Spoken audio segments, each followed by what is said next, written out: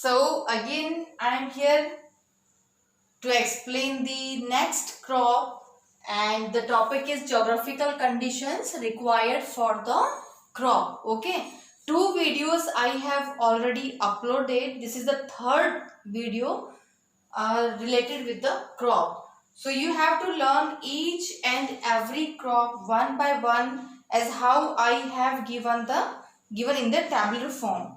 So today I am starting with the sugar cane. So we will talk about sugar cane.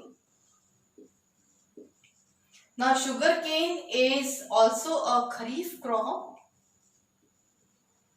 So it is a kharif crop. I said children the kharif and rabi is very important for you because it may be asked in the MCQs that any three crops of the rabi crop and one will be of kharif, and it may be asked to you that strike the odd one out. Okay, so such questions may be asked to you.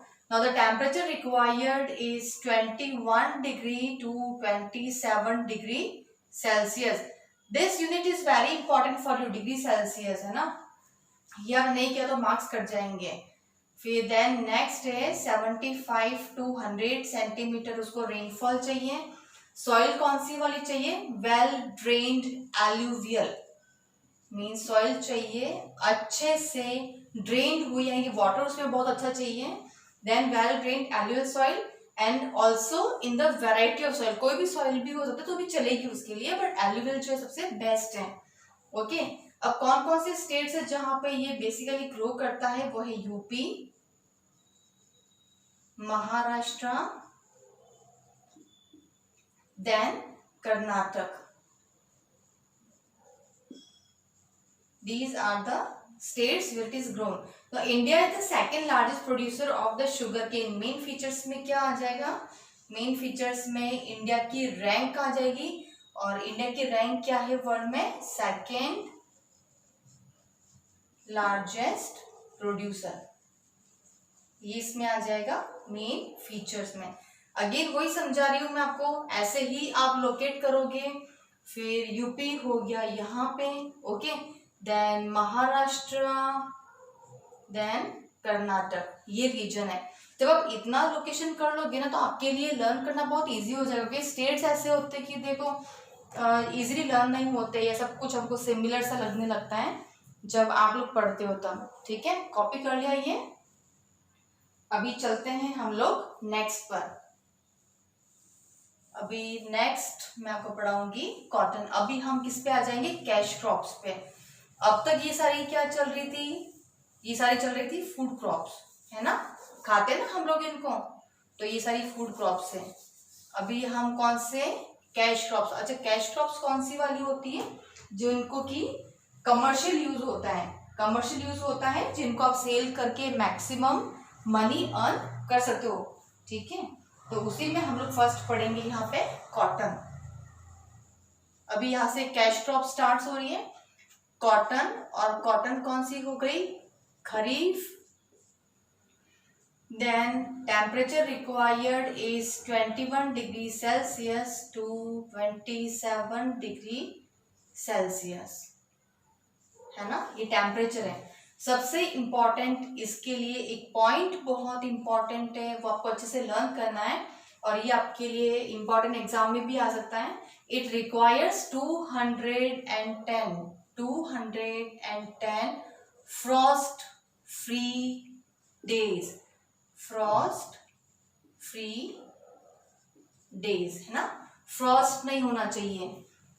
अब Frost क्या होता है? देखो, जैसे कि ये cotton का flower है ना, ये कॉटन का फ्लावर होता है. तो कॉटन का फ्लावर जो है वो उसमें, ये आइसक्रीम नहीं है ना, इसको आइसक्रीम नहीं समझना है बिल्कुल भी. ये कॉटन का फ्लावर है. अभी क्या होगा कि जितना ज्यादा इसमें मॉइस्चर कंटेंट होगा उतना ही ज्यादा ये क्या हो जाएगा? खुलने लग जाएगा, है ना. तो अभी सपोज करो कि अगर फ्रॉस्ट गिर जाता है, या जो बर्फ होती है ना इन्वायरमेंट में, जो फ्रॉस्ट होती है, जो पाला जिसको हम लोग बोलते हैं, तो अगर मतलब वो गिर जाता है तो वो क्या हो जाएगा? इसके ऊपर एक्यूमुलेट हो जाएगा. और एक्यूमुलेट होने से क्या होता है कि जो इसको बड़ा होना होता है तो वो नहीं हो पाता है, और फिर ये जो फ्लावर इसका क्या हो जाएगा? खराब हो जाएगा. सो इसीलिए हम लोगों को क्या चाहिए, 210 फ्रॉस्ट फ्री डेज चाहिए। ओके, ये इंपॉर्टेंट है, ये आपको अच्छे से लर्न रखना है। कितने डेज है, 210। देन रेनफॉल कितनी चाहिए इसको, अब रेनफॉल है 60 to 110 centimetre, 60 centimetre to 110 centimetre rainfall चाहिए। ओके, देन नेक्स्ट है सॉइल किस टाइप की होनी चाहिए इसको, the dryer parts of black cotton soil, इसको चाहिए ब्लैक सॉइल। अब यहाँ पर आपके बहुत सारे इंपॉर्टेंट क्वेश्चन बन जाते हैं। अभी देखो किस टाइप की सॉइल चाहिए, ब्लैक सॉइल। ब्लैक सॉइल को हम लोग क्या बोलते हैं, और लावा सॉइल, और हम लोग क्या बोलते हैं इसको, रेगर सॉइल, है ना, और हम लोग क्या बोलते हैं इसे, कॉटन सॉइल। ओके, तो ये इतने सारे नाम है, यहाँ से आपको एग्जाम में कंफ्यूज कर सकते हैं। सपोज करो कि उन्होंने पूछ लिया आपको कि रेगर सॉइल, अगर रेगर सॉइल कौन सी वाली होती है, which is the Regar soil, तो सिंपल आंसर है ब्लैक सॉइल को ही हम लोग रेगर सॉइल कहते हैं, है ना।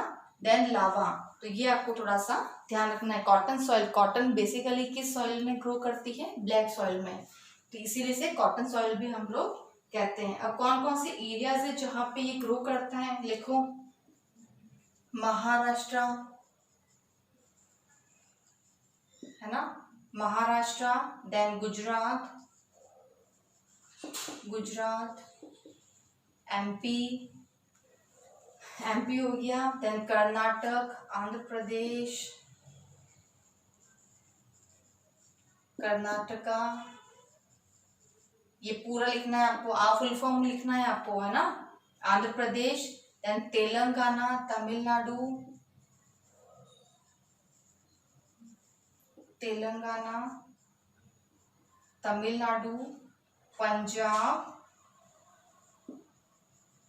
पंजाब, हरियाणा, पंजाब, हरियाणा एंड उत्तर प्रदेश। अभी तक मैंने आपको जितने भी क्रॉप्स पढ़ाई है ना, उनमें मैक्सिमम ये वाला पार्ट कवर हो रहा है आपका, कौन सा, कॉटन का। अब कॉटन का देखो, कॉटन का समझो, यहाँ से ये देखो, सबसे पहले महाराष्ट्र, अगेन एंड अगेन आपको बहुत कुछ बता चुकी हूँ मैं यहाँ पे, है ना, शुगर केन वगैरह सब बहुत बार आता जा रहा है यहाँ पे।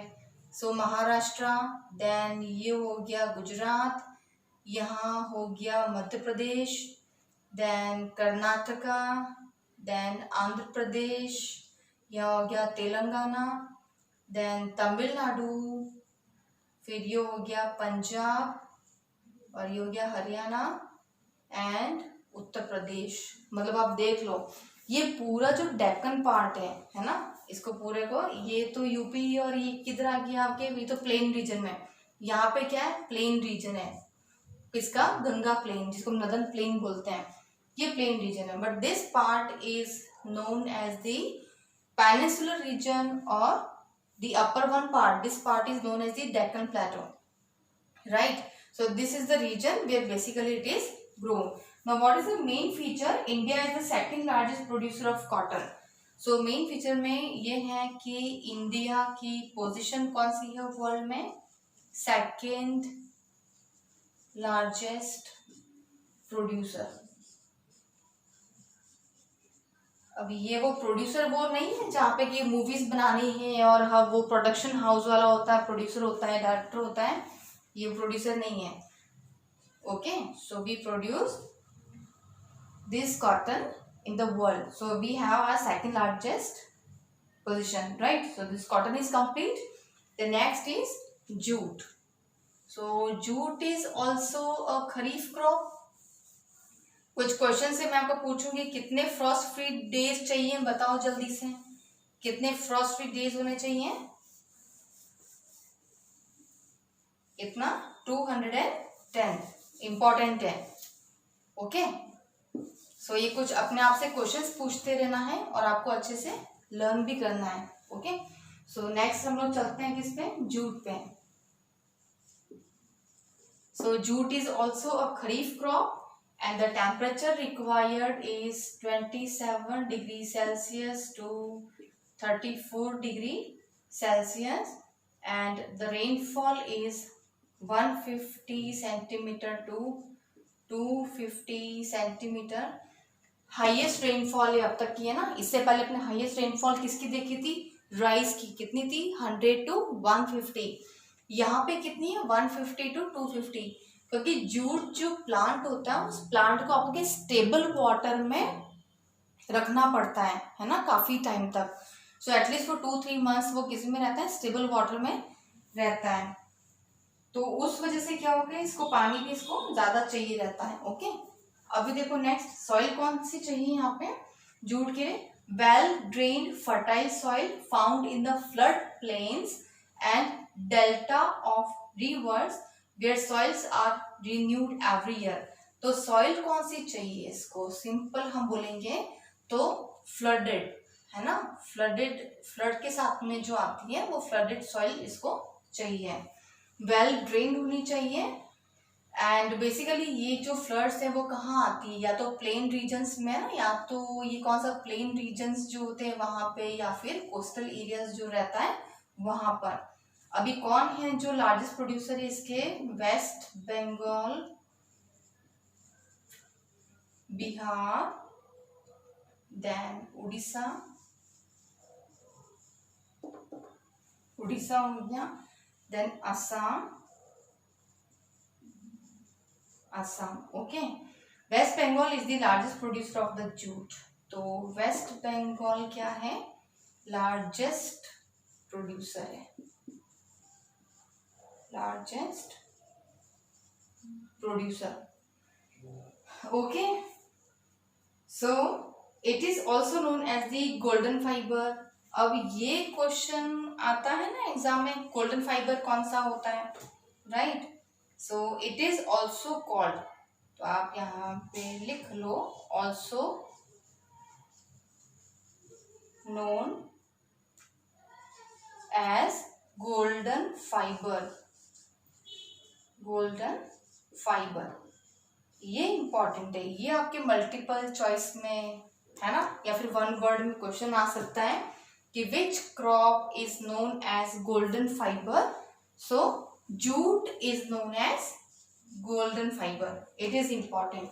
सो साथ में पता चल रहा है ना आपको कौन कौन से टॉपिक्स जो है वो इनमें इम्पॉर्टेंट है। वैसे तो आपको पूरा ही इम्पॉर्टेंट है, पूरा ही पढ़ना है, क्योंकि 5 मार्क्स में आता है तो 5 मार्क्स कवर हो जाते हैं। देखो 1, 2, फिर 3, 4 एंड 5, तो 5 मार्क्स कवर हो जाते हैं 5 पॉइंट्स में, है ना। या फिर एक इसका ऑप्शन ये है कि एमसीक्यूज में क्वेश्चन आ सकते हैं इनमें।